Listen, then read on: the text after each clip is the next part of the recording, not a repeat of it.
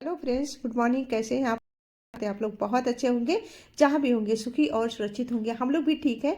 सुबह के और मैं नहा के आ गई, बस काम झाड़ू पोछा वगैरह कर ले, क्योंकि मैं 3:45 बजे ही उठ जाती हूँ। आजकल नवरात्र चल रहे हैं, तो बहुत ज्यादा तो जल्दी नवरात्रि का और मैंने यहाँ पे ग्रे साड़ी पहन रखी है, क्योंकि माता चंद्रघंटा को ग्रे वस्त्र जो है पहन के ही पूजा करना चाहिए। तो आज माता चंद्रघंटा का दिन है। तो कहीं ना कहीं होता है, एक भाव होता है, भाई चलो हम लेते हैं। और व्यवस्था भी करना पड़ता है, हाँ कौन से चीज़ें मेरे पास है कौन से नहीं है। तो सारी व्यवस्था माता रानी की कृपा से हो जाता है। तो चलिए, अब यहाँ पे हमने साड़ी पहन ली। अब हम माता के भोग के लिए बनाएंगे बहुत ही बढ़िया वाली खीर। वैसे तो आप चावल का भी खीर बना सकते हो, लेकिन व्रत है तो साबूदाने की खीर बनाऊंगी। माता रानी को खीर का ही भोग लगता है, मतलब दूध से बना हुआ कोई भोग आप लगा सकते हो। बट आ गई थी अब किचन में, बना रही हूँ बढ़िया वाली दिखा रही हूँ आपको, मतलब दिखा रही हूँ इसलिए कि मतलब आपको समझ में आ जाए कि मैंने कैसे करी। तो देखो, साबूदाना की खीर बनाऊंगी माता के भोग के लिए। तो 1 कप हमने साबूदाना ले लिया है, और इसे क्या करेंगे ना, अच्छे से धुल लेंगे। साबूदाना को धुलना जो बहुत ही ज़रूरी होता है, ये बहुत ही मतलब स्टेप बहुत ज़रूरी है ये करना। 3 बार कम से कम इसे धुलिए, 3 से 4 बार भी धुल सकते हैं। तो हमने इसे 4 बार धुला, अच्छे से धुला है। अब इसे हम क्या करेंगे ना, थोड़ा सा पानी डाल के हम इसे रख देंगे। फ्रेंड्स, ये हमने रात को ही रख दिया था, लेकिन वो तो आपको दिखाने के लिए मैं बता रही हूँ, ठीक है। तो यहाँ पे हमने रात भर रख दिया था साबूदाने को, सुबह वापस से हम यहाँ पे अब बनाएंगे साबूदाना। तो यहाँ पे देखो, अच्छे से साबूदाना जो है खिला खिला बिल्कुल है। तो अब सुबह की बात है, यहाँ पे देखिए बिल्कुल रात कर भीगा हुआ साबूदाना बिल्कुल सॉफ्ट हो गया है। और जब हम ऐसे करके खीर बनाते हैं भिगा के ना, तो क्या होता है, 2 मिनट में हमारी जो साबूदाना बिल्कुल पक जाती है। और ज़्यादा से ज़्यादा 5 से 7 मिनट में जो है आपका साबूदाने की खीर बन के तैयार हो जाती है। मतलब गर्म हो पानी हो उतने में ही ये बिल्कुल 2 मिनट में ट्रांसपेरेंट हो जाता है। और दूध को हम अलग से गर्म कर लेते हैं। तो देखिए, अब हमने 1.25 कप पानी डाल दिया था। अब इसमें साबूदाना डाल दिया है पैन में, और इसे ट्रांसपेरेंट होने तक पकाना है। अब देख सकते हो थोड़ा उबाल भी आ रहा है, और साबूदाना भी बिल्कुल मोतियों जैसे दिखना स्टार्ट हो गया है। बस ये साबूदाना बिल्कुल रेडी हो गया है, और इसे 2 मिनट ही लगे हैं इसे। और इससे ज़्यादा आप पकाओगे ना, तो क्या होगा कि साबूदाना बिल्कुल पता नहीं चलेगा कि है भी इसमें कि नहीं। तो अब देखो, हमने 1 कप साबूदाना लिया है, उसमें हम डाल रहे हैं 1/4 कप चीनी। आप चीनी कम ज़्यादा भी कर सकते हो, लेकिन मैं थोड़ा सा लाइट मिठाई कर रही हूँ, तो इससे 1/4 कप हमने चीनी ऐड कर दिए। अब माता के भोग के लिए बना रही हूँ, तो थोड़ा सा मीठा बनता है, ठीक है। तो साबूदाना हमने उतार के नीचे रख दिया है, साबूदाने को हमने गैस से हमने हटा दिया है। अब यहाँ पे देखिए, 1 कप साबूदाना लिया था मैंने, तो यहाँ पे 2 कप दूध हम उबाल रहे हैं, जिसमें हमने डाल दिया केसर के धागे। माता के भोग के लिए अगर बना रहे हो तो केसर के है तो ज़रूर डालें। दूध को हमने साइड में रख दिया है, पक रहा है दूध। तब तक यहाँ पे हम भून लेते हैं ड्राई फ्रूट। जो ड्राई फ्रूट वगैरह जब हम भून के डालते हैं ना, तो ये बहुत टेस्टी बनता है खीर वगैरह।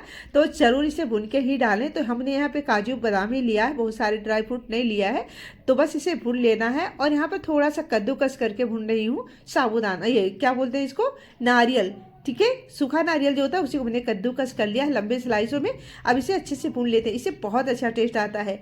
यहाँ पे साबूदाना ठंडा हो गया था, तब हम इसमें डाल दिए इलायची, दरदरी कूट के डाली है, और साथ में यहाँ पे केसर वाले दूध भी डाल दिया है। अब ये बहुत ही बढ़िया केसरिया साबूदाना खीर बनके बिल्कुल तैयार हो गया है। सारे ड्राई फ्रूट इसमें डाल देंगे। अब देखो फ्रेंड्स, कितने अच्छे ये हेल्दी हो गए हैं। अब कोई कहेगा कि भाई ये रेसिपी आपको नहीं पसंद आएगा, 100% आपको पसंद आएगा। और जब हम कोई चीज़ भोग लगा देते हैं ना, तो वो मतलब आपका रेसिपी नहीं रह जाता है, या फिर खाना खीर नहीं रह जाता। जब हम भोग लगा देते हैं तो वो अमृत बन जाता है। तो ये मैं बना रही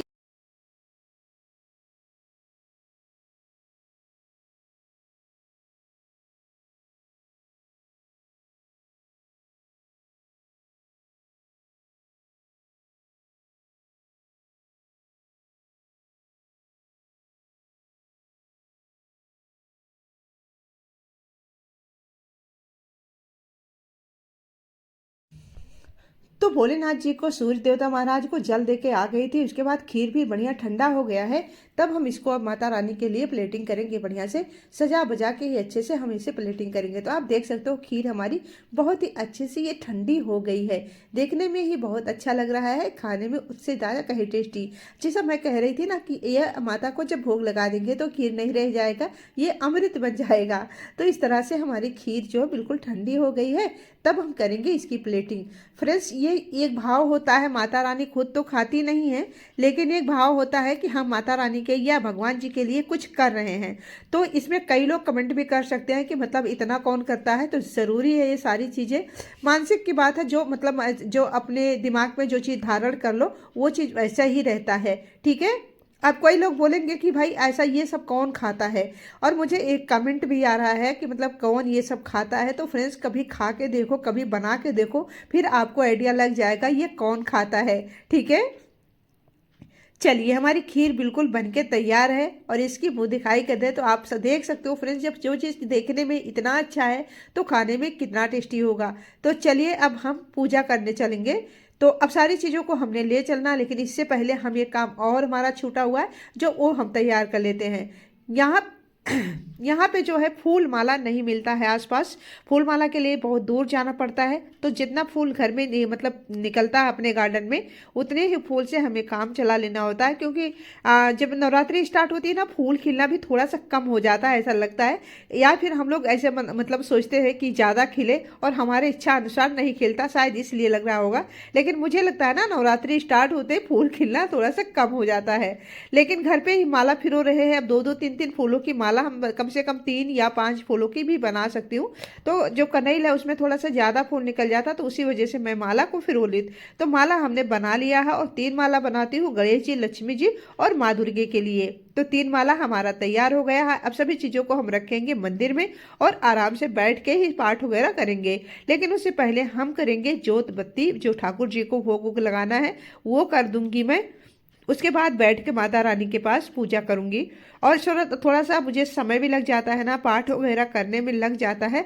और उसके बाद हमने पाठ वगैरह की, फिर उसके बाद अम्मा भी पूजा कंप्लीट कर ली थी। और अब हो रही है हमारी आरती।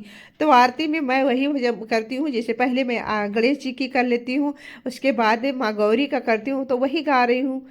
अम्बे तू है जगदम्बे काली, जय दुर्गे खप्पर वाली, तेरे ही गुणे गाए भारती, ओ मैया हम सब उतारे तेरी आरती, ओ तो बस दुर्गे फ्रेंड्स, हमारी हम आरती सब भी संपन्न हो गई उतारे है। पूजा बहुत ही तेरी अच्छे से गया। अब हमारे आरती। बनाने की बारी है नाश्ता, क्योंकि अम्मा भी पूजा करके रेडी हो गई हैं, तैयार हो गई है खाने पीने के लिए। अब हम आ गए हैं किचन में। और थोड़ा सा मेरा गला खराब है, तो इसलिए आवाज़ को इग्नोर कीजिएगा, क्योंकि मुझे हुआ है बहुत भयंकर जुकाम। तो कहीं ना कहीं आप चेहरे से देख सकते हो, चेहरा वगैरह सूजा हुआ है जुकाम के कारण, मुझे बहुत ही दिक्कत हो रही है। तो वीडियो अच्छी लगेगी तो लाइक ज़रूर कर दीजिए, चैनल पर नए हैं तो सब्सक्राइब कर